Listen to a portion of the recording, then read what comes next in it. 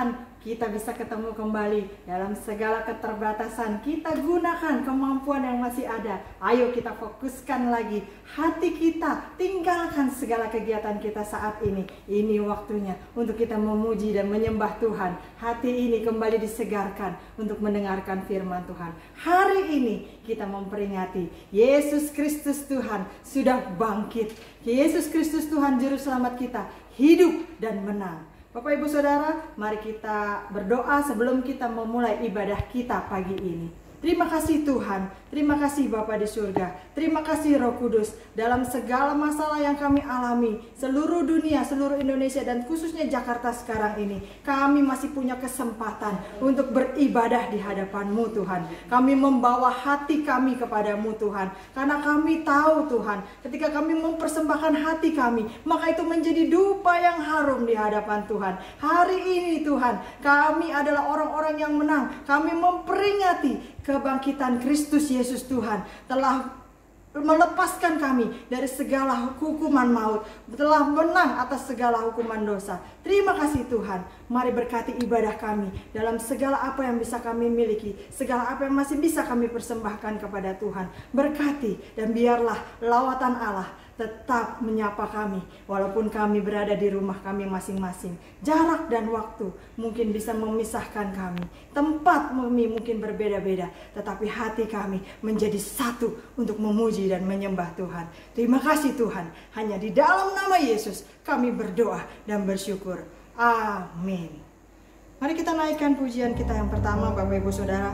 Kita mengucap syukur bagaimana Allah itu selalu baik dalam hidup kita. Bapa, Engkau sungguh baik.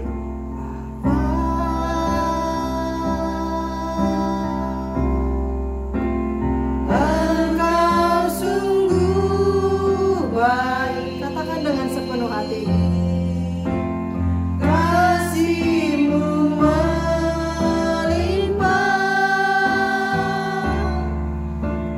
di hidupku. Sekali lagi katakan, Bapa, Engkau sungguh baik. Bapa,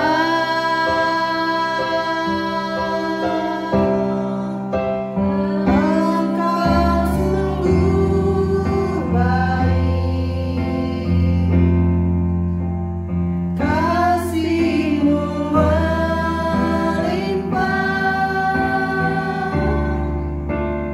di hidupku. Ucapkan terima kasih kepadanya.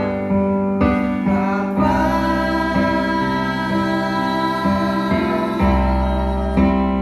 ku berterima kasih.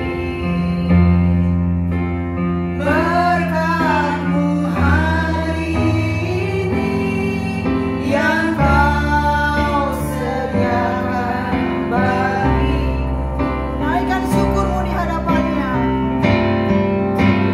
Naikkan syukurku buat hari yang Kau beri. Habis-habisnya kasih dan rahmat-Mu.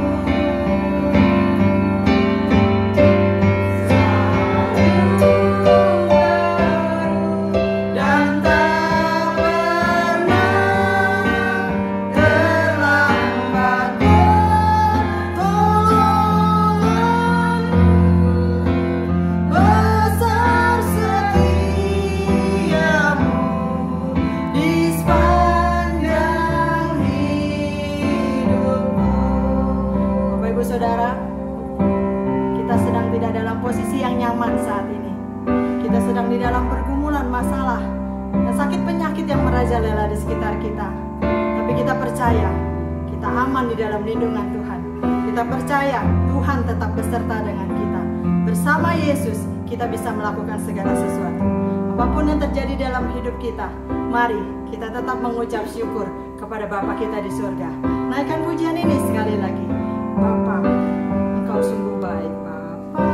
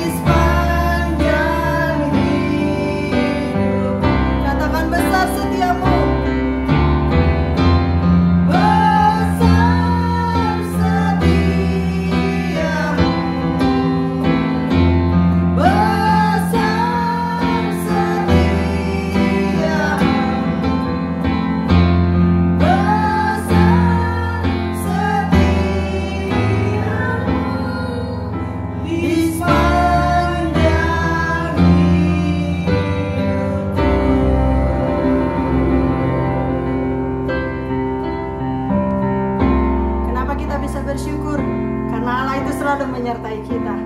Hari ini kembali kita memperingati Paskah. Mari kita mengucap syukur kepadanya karena Dia telah bangkit. Karena Yesus hidup, ada hari esok. Karena Yesus hidup, ada harapan buat kita. Karena Yesus hidup, iman kita di dunia ini tidak sia-sia. Mari kita katakan, kita naikkan pujian ini sebelum kita mendengarkan firman Tuhan. Sebab Dia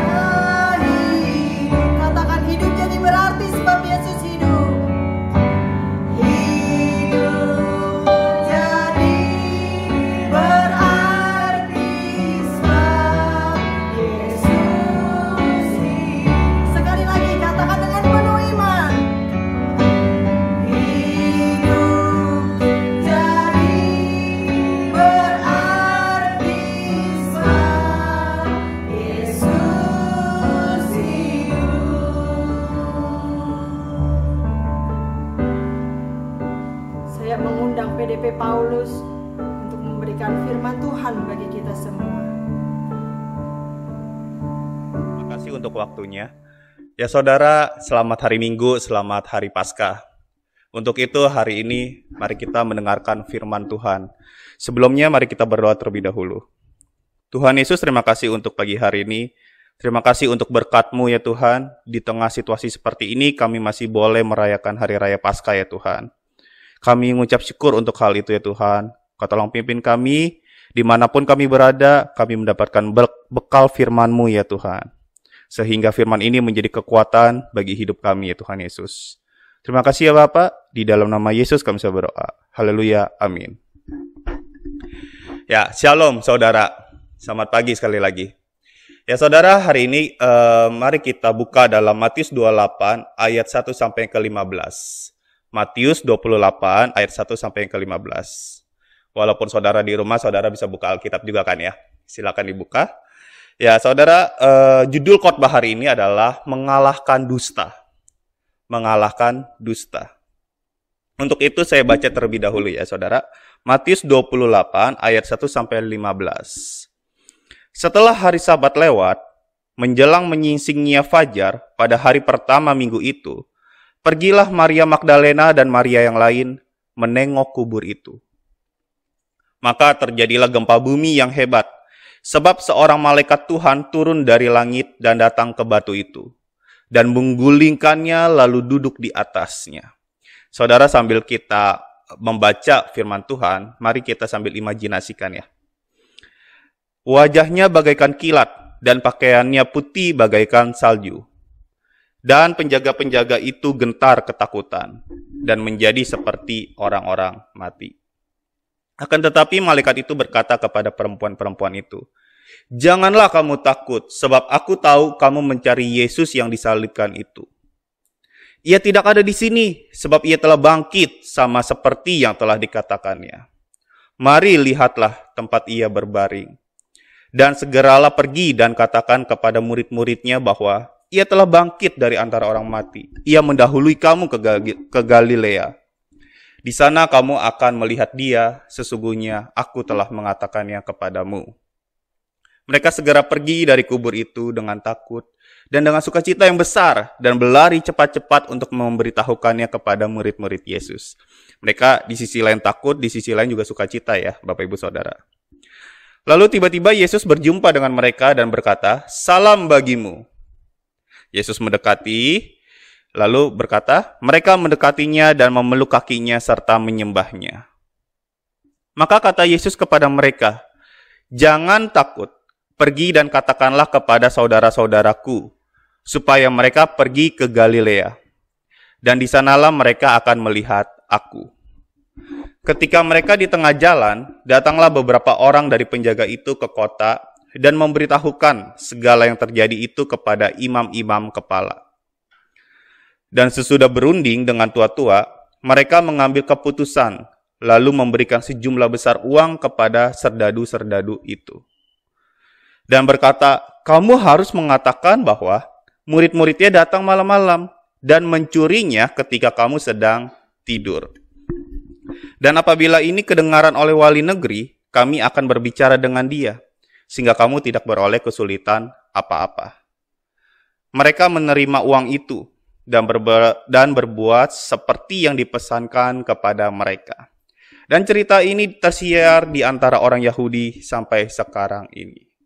Ya saudara, dari firman Tuhan yang sudah kita baca, ini menarik sekali saudara.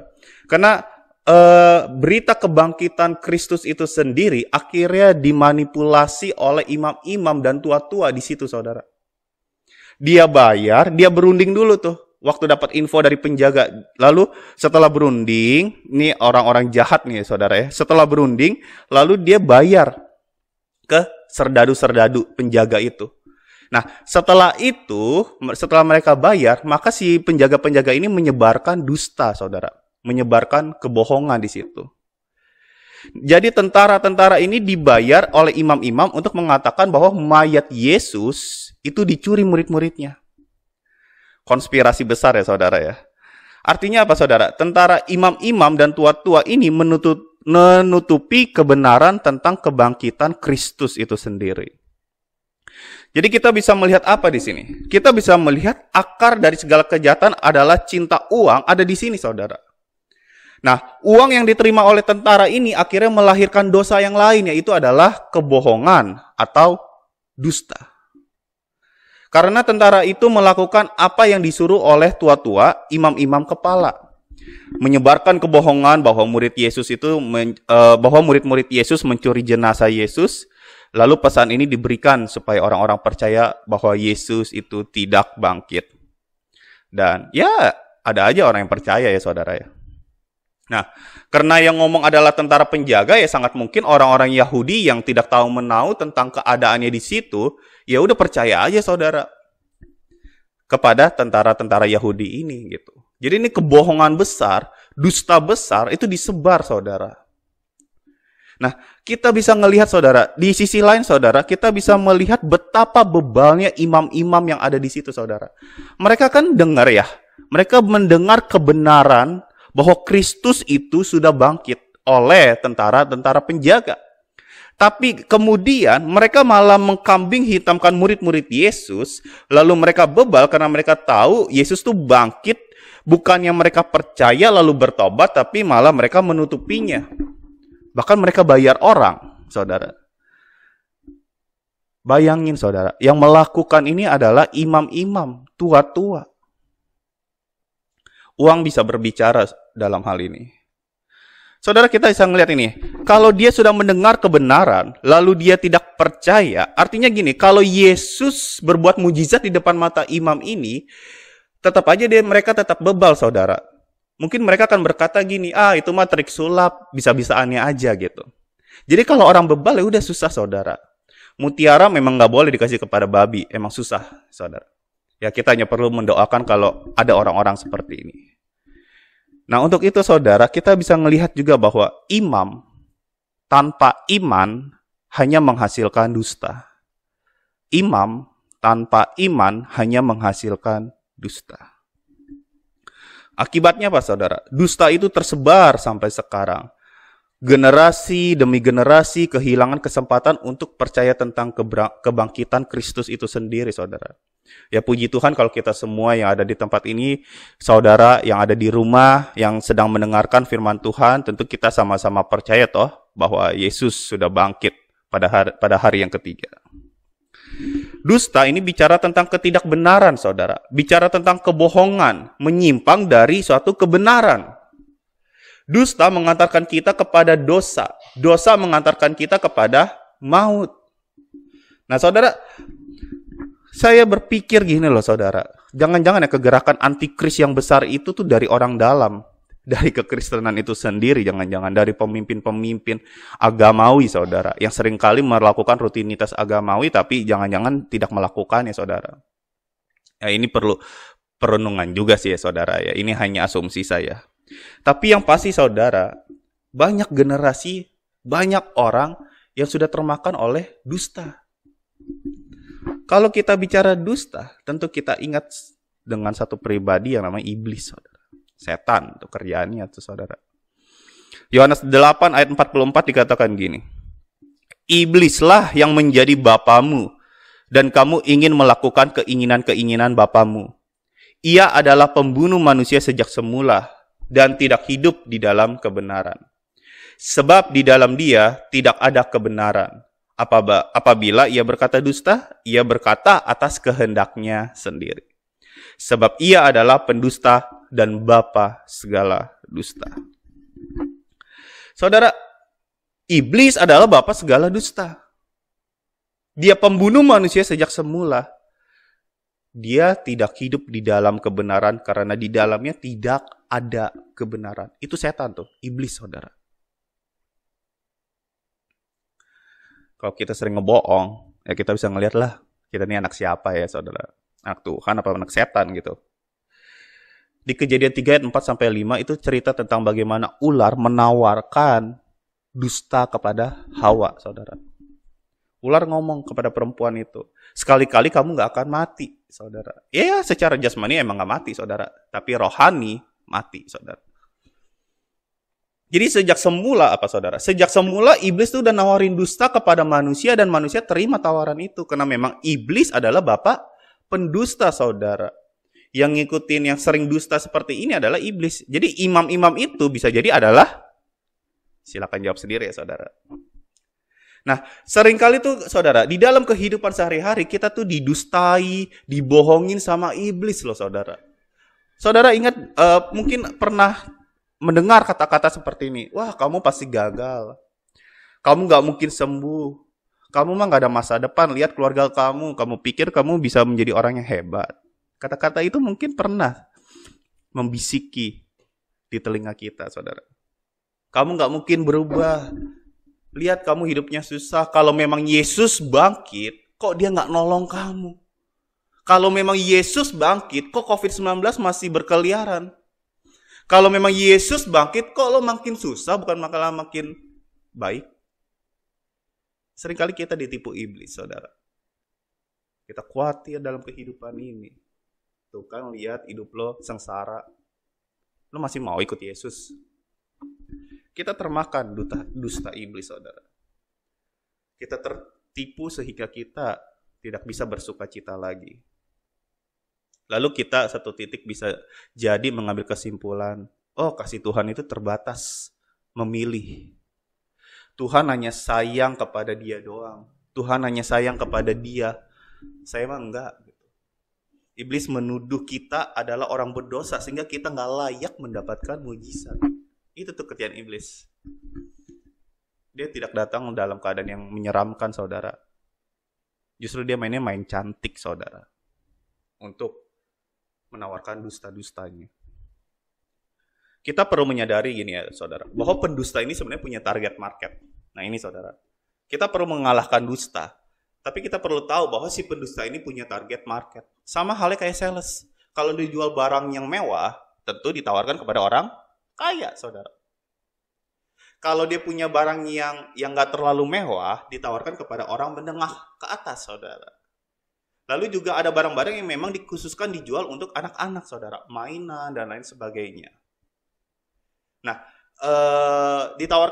mainan ini ditawarkan kepada siapa? Tentu kepada orang-orang tua, saudara. Mungkin orang-orang tua yang masih muda usianya, kira-kira kayak gitu. Nah, jadi setiap sales tuh punya targetnya, saudara, sama kayak pendusta. Lalu kenapa sih kalau ada orang ya jualan gitu ya, saudara, terus kayak laku keras gitu, kayak dia hebat gitu. Saudara, sebenarnya sederhana ya, karena dia tahu kepada siapa dia harus menjual produknya itu. Nah, setan nih, dia tahu nih produk dustanya harus dijual kepada siapa, saudara. Ditawarkan kepada siapa? Ya udah, kepada manusia-manusia yang seperti ini, saudara. Mari kita lihat seperti apa. Yohanes 8 ayat 43 dikatakan seperti ini. Apakah sebabnya kamu tidak mengerti bahasaku? Sebab kamu tidak dapat menangkap firmanku. Kamu tidak dapat menangkap firmanku. Saudara, target pertama, saudara. Target pendusta yang pertama adalah orang yang tidak memiliki pengetahuan tentang firman Tuhan. Nah, ini gampang diserang sama iblis. Sama halnya dengan orang Yahudi yang tidak tahu menahu tentang kebangkitan Kristus itu karena mereka lebih memilih mendengar apa kata tentara penjaga yang sudah dibayar tadi, saudara. Nah, kita akan mudah diperdaya oleh iblis jika pengetahuan tentang firman Tuhan itu kurang, saudara. Dalam 2 Timotius 3 ayat 16 dikatakan gini, segala tulisan yang diilhamkan Allah memang bermanfaat untuk mengajar, menyatakan kesalahan, memperbaiki kelakuan, dan untuk mendidik orang di dalam kebenaran. Mendidik orang di dalam kebenaran. Itulah sebabnya gereja, saudara, seringkali mengajarkan kita tuh untuk rajin baca firman Tuhan. Supaya kita tahu mana yang benar, mana yang dusta. Karena firman Tuhan mendidik kita di dalam kebenaran, saudara. Kalau saja kita mau menyediakan waktu, saudara, untuk belajar firman Tuhan, kita nggak akan mudah ditipu oleh iblis atau ajaran sesat lainnya, saudara. Kita nggak akan mudah ditipu. Tapi seringkali kita malas baca firman Tuhan. Dan akhirnya kita seringkali ditipu, saudara. Gagal lo, lihat hidup lo tuh, dan lain sebagainya. Kalau kita punya pengetahuan tentang firman Tuhan, saudara, harusnya ya saudara, kita nggak perlu khawatir. Kita nggak perlu khawatir dengan hidup kita. Kita juga tidak perlu merasa rendah diri. Kita juga nggak perlu takut ngerasa diri kita tuh orang gagal, saudara. Karena kita tahu bahwa Tuhan selalu memberikan jalan keluarnya, saudara. Dia selalu memberikan harapan. Masa depan kita ada di dalam tangannya, saudara. Kalau kita tahu tentang firman Tuhan, pasti kita akan mengerti betapa baiknya Tuhan walaupun situasi kita sedang dalam keadaan yang tidak baik, saudara. Penting sekali untuk pembacaan firman Tuhan di dalam kehidupan sehari-hari, saudara. Di situ pengetahuan kita akan Tuhan semakin bertambah, sehingga kita lebih memahami kehendak Tuhan di dalam hidup kita. Amin, saudara. Baca Alkitab lebih rajin. Itu juga untuk saya loh, saudara ya. Saya pun juga harus menerapkannya hal ini. Target kedua, saudara, dan yang terakhir. Target kedua si pendusta adalah orang. Tadi kan orang yang tidak memiliki pengetahuan. Kalau sekarang adalah orang yang tidak memiliki pengalaman bersama Tuhan. Sama halnya dengan mereka yang termakan dusta oleh tentara penjaga yang tadi, saudara. Mereka yang tidak hidup bersama Yesus, maka mereka akan mudah mendapatkan dusta itu sendiri, saudara. Mereka akan mudah termakan oleh dusta. Tentu beda dengan murid Yesus. Murid Yesus itu hidup bersama dengan Yesus. Berjalan bersama dengan Yesus. Makan bareng sama Yesus. Bahkan mereka juga merasakan melihat mujizat di depan mata mereka. Karena waktu Yesus berbuat mujizat, mereka ada di situ, saudara. Mereka ada di situ.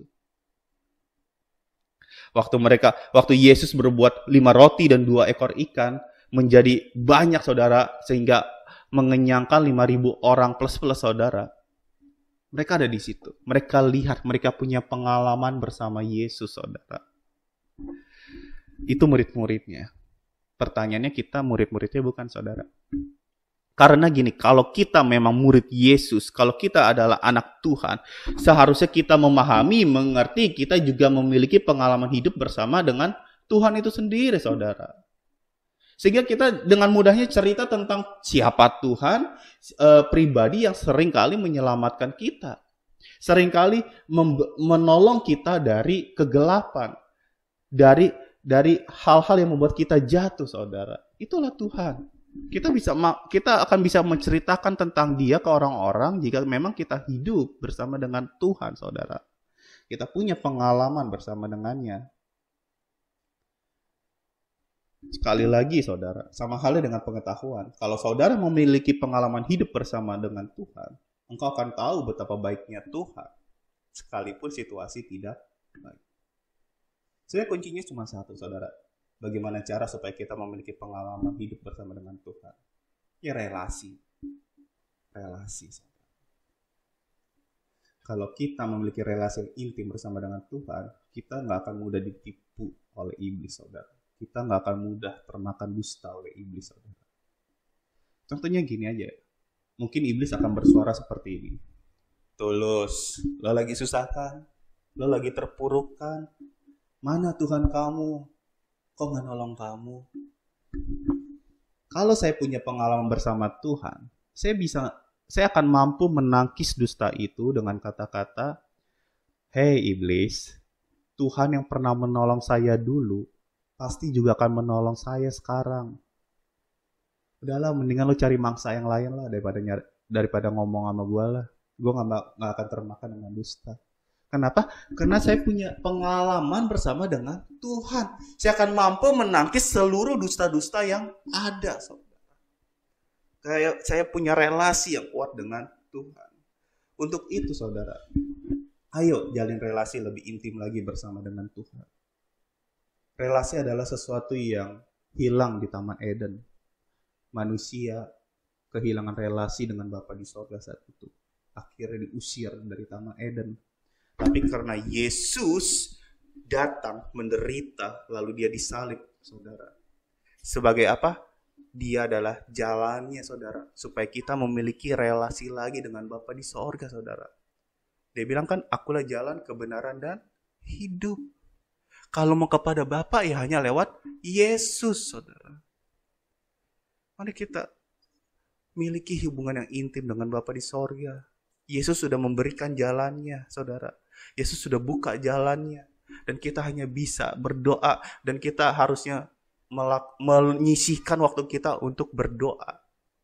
Doa tuh ngobrol loh, saudara. Ngobrol dengan Bapa di sorga.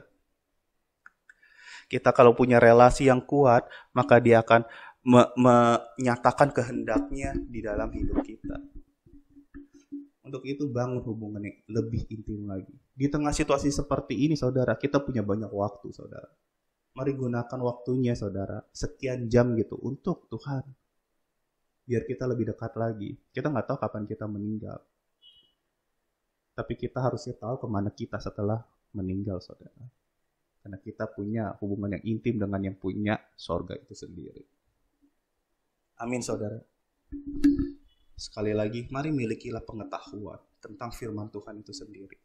Karena pengetahuan akan mampu mengalahkan dusta, saudara. Juga milikilah pengalaman bersama dengan Tuhan. Karena di situ kita bisa menjalin relasi yang lebih erat lagi bersama dengan Tuhan. Jangan andalkan pendeta, saudara. Jangan andalkan pendeta. Pendeta adalah manusia yang bisa salah, saudara. Tapi engkau di rumah, dimanapun engkau sedang berada, saudara. Mari kita miliki hubungan yang intim bersama dengan Tuhan. Karena pengetahuan dan pengalamanmu bersama dengan Kristus akan mampu mengalahkan dusta-dusta yang ditawarkan oleh iblis. Amin, saudara. Tuhan Yesus memberkati. Untuk itu mari kita masuk dalam perjamuan kudus. Saya serahkan kepada Ibu Gembala. Saudara-saudara, mari kita bersama berdoa. Tuhan Yesus, kami bersyukur dan berterima kasih kalau pada kesempatan ini kami diberikan kesempatan untuk makan minum sehidangan bersama dengan Tuhan. Kembali ini mengingatkan kepada kami akan kematian-Mu di kayu salib 2000 tahun yang lalu. Engkau mati karena Engkau mengasihi kami, Engkau mati karena Engkau ingin menghapus segala dosa-dosa kami, menyucikan kami, membersihkan kami. Itu sebabnya kami percaya Tuhan, tubuh dan darah-Mu yang sudah menyatu dengan kami Tuhan akan memperbaharui kehidupan kami, sehingga kami boleh menjadi ciptaan yang baru di dalam Engkau. Terima kasih Tuhan, kami akan sambut tubuh dan darah-Mu dengan percaya. Di dalam nama Tuhan Yesus kami berdoa, haleluya, amin.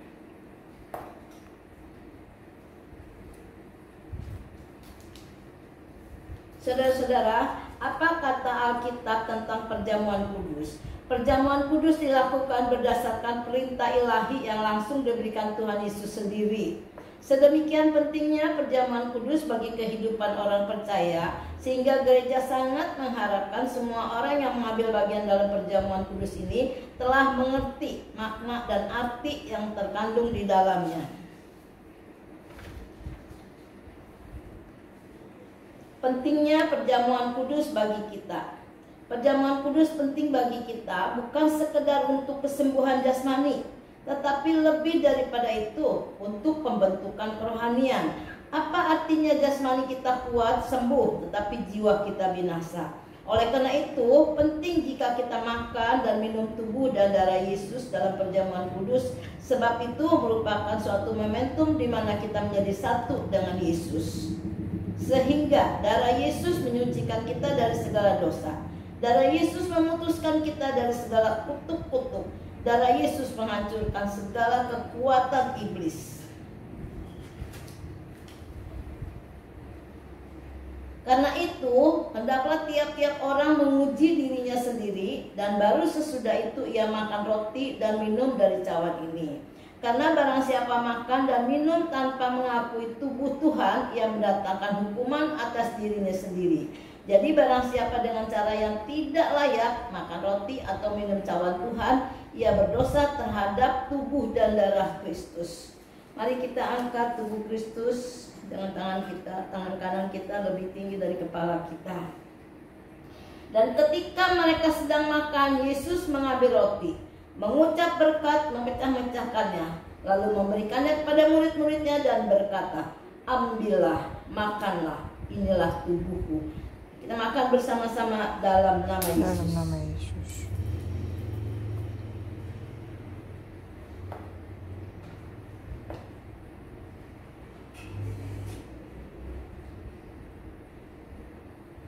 Kita angkat cawan Tuhan dengan tangan kanan kita lebih tinggi dari kepala kita.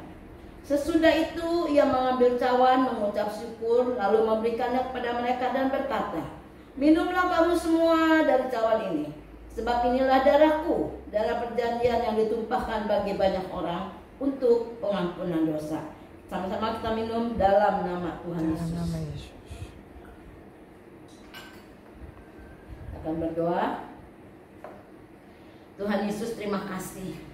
Tubuh dan darah-Mu sudah menyatu dengan kami. Kami percaya Tuhan, yang sakit sudah disembuhkan, Amin. yang lemah sudah dikuatkan, yang dalam pergumulan sudah diberikan kemenangan Tuhan, yang menunggu jawaban dari Tuhan, firman-Mu sudah memberikan jawabannya. Amin. Dan kami percaya Tuhan, kalau kami sudah makan, minum tubuh darah Kristus, dan Tuhan menjadikan kami ciptaan yang baru. Amin. Sehingga yang lama sudah berlalu, Amin. yang baru sudah terbit. Amin. Terima kasih Tuhan buat kesempatan yang indah ini Tuhan. Dan kami percaya hanya di dalam nama Amin. Yesus Amin. kami bersyukur dan berterima kasih. Tuhan, kami percaya juga tubuh dan darah-Mu memberikan kekuatan kepada kami Tuhan, masing-masing, sehingga apa yang sekarang sedang kami alami Tuhan, kami percaya Tuhan juga turut campur di dalamnya Tuhan. Dan Engkau yang memberikan kekuatan kepada saudara-saudara kami yang sedang diisolasi Tuhan, yang ada di rumah sakit Tuhan. Engkau berikan mereka kesembuhan, Engkau tolong mereka Tuhan, segala suntikan, segala obat Tuhan boleh menyembuhkan mereka Tuhan, sehingga yang sembuh boleh lebih banyak daripada yang mati Tuhan.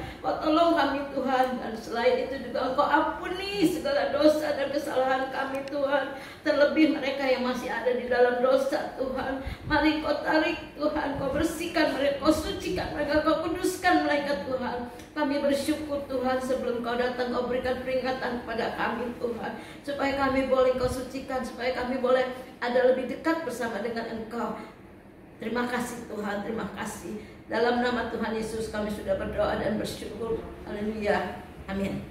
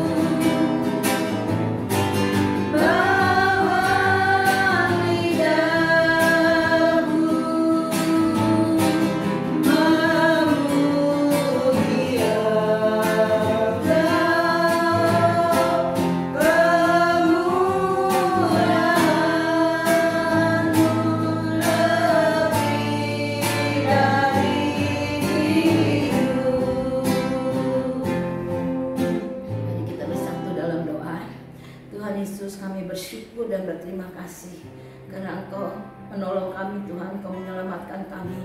Itu sebabnya Tuhan, dalam keadaan dunia yang sedang kacau balau seperti ini, kami tahu Tuhan Engkau tidak tinggal diam. Kalau kami aja sebagai manusia merasa sedih, merasa susah Tuhan, kami percaya Engkau pun merasa sedih Tuhan.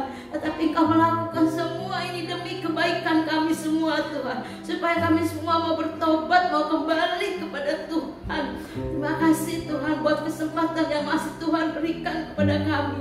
Biarlah kami mengingat Engkau Tuhan, mengingat kasih-Mu, kemurahan-Mu, pengorbanan-Mu Tuhan, sehingga kami boleh kembali kepada-Mu Tuhan.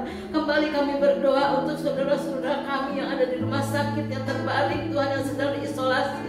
Tuhan, tengok mereka satu persatu Tuhan, jamah mereka satu persatu Tuhan. Dengan urapan-Mu Kau sembuhkan mereka Tuhan. Biarlah lebih banyak yang sembuh daripada yang mati Tuhan. Ampuni Tuhan dosa seluruh dunia ini Tuhan. Kami percaya Tuhan kasih setia-Mu akan menolong kami Tuhan. Kami percaya Tuhan pada waktunya Tuhan Kau juga yang akan menghentikan semua ini Tuhan. Terima kasih Bapak, terima kasih. Tolong berikan kekuatan kepada kami Tuhan. Apapun yang terjadi, kami tetap berharap, berpegang, dan terus Tuhan datang kepada Tuhan dengan percaya. Terima kasih Bapak. Di dalam nama Tuhan Yesus kami berdoa dan bersyukur. Haleluya. Kekasih-kekasih Kristus yang diberkati Tuhan, pulanglah dan terimalah berkat Tuhan. Turunlah kiranya atas saudara-saudara semua kasih karunia dan damai sejahtera dari Allah Bapa, pengampunan dan kasih sayang dari Tuhan Yesus Kristus, penghiburan, penyertaan, bahkan pimpinannya dalam kuasa Roh Kudus memimpin kita sekalian mulai saat ini sampai Maranatha Tuhan Yesus datang yang kedua kali. Dalam nama Yesus, haleluya, amin.